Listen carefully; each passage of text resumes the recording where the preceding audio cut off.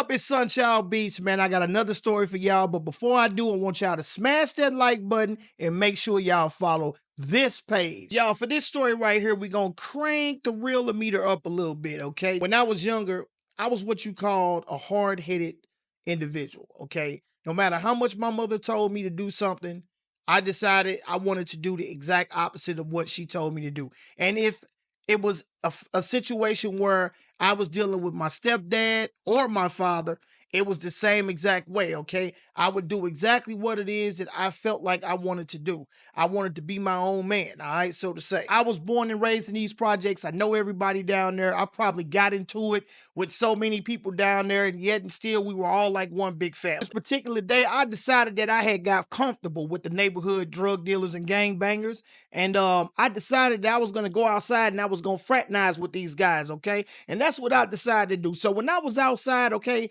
you know, everybody else was playing the little tough game and all that stuff. So I wanted to join in, okay? So I went over there and I started talking crazy to this dude. Now, from this guy's appearance, I thought maybe that he was one of our peers, okay? Now, although I didn't really look at the guy to see that this guy was, you know, way bigger than I was, you know, naturally, because he was around us, we assumed that he was one of the peers. I had to be all high and mighty and bad, you know, because I don't know what it was. It was something about the dude that kind of made me just wanted to mess with him. I don't know what the circumstances was. But anyway, my guy told me, he looked at me and he said, "Hey, man, look, I'm just going to tell you one time, cuz, keep on moving." That's exactly what he said. I'm not even paying attention to the fact that this guy has on blue Converses, blue shoestrings, blue socks, blue Dickies, blue belt, blue t-shirt, blue overshirt, okay, and a blue rag, all right, and a blue rag around his neck. Now, I'm not paying attention to any of that, okay, but this guy right here, not only was he a Crip, but this guy right here, he was from, I don't even know, I don't even think he was from St. Louis. I think he was actually from LA. And this guy was not about to miss this opportunity to bless me with his realness. Y'all, when I tell you this guy hit me with one of the most epic right hands that you have ever seen or heard of in the history of epic right hands, this guy hit me with one that almost made me rethink reality. Well, okay, I'm not even gonna lie. I did rethink aspects of reality. He caught me slipping, and then that's what I get for tripping.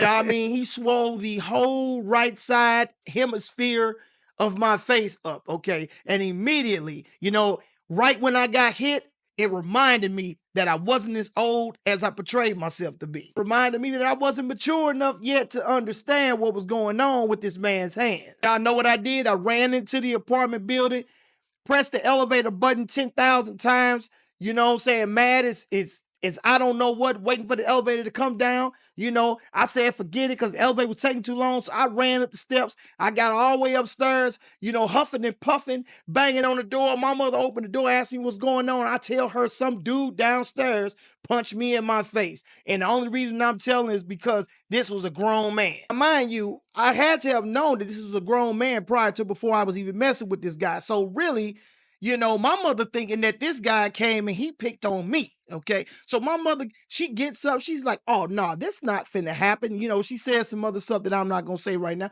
but she ended up going downstairs, okay? And she smoked cigarettes at the time. You know, she calmly smoked, and I remember it was a Virginia Slim because it was extra slim, and, you know, the cigarette looked like it was at least a mile long, and she had smoked it all the way down the elevator shaft and everything else. And then she went outside, and then when I pointed this guy out, you know, it was almost like everybody knew what was going on. You could hear the little and the tumbleweed and all of that. And then the next thing you know, she said something to him about it. And then this man looked at my mother and said, "Ma'am, I do apologize, but I was sitting here minding my own business, and your son here started playing with me. I'm a grown man. I don't play with nobody kids." So I had to let him know what was real in the field. As soon as he said this, my mother was like, she was like, "You know what? You're correct." I don't know what it was. It was like he, you know, made her snap into a different reality. You know what I mean? But I think what happened was she looked at the situation logically that time. Okay. Not about the fact that she felt some type of way because he put hands on me. All right.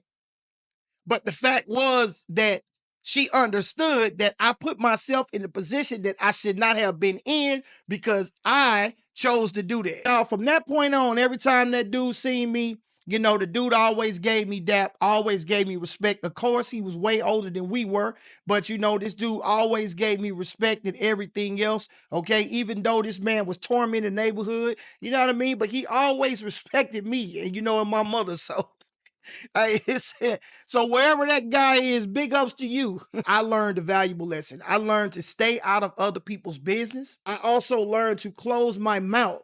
So take what y'all will from what I just gave y'all. And I want y'all to subscribe to this channel. And I also want y'all to follow me at Sunchild Beats. That's SONCHILD BEATS. Yes. And until next time, be easy. Yep.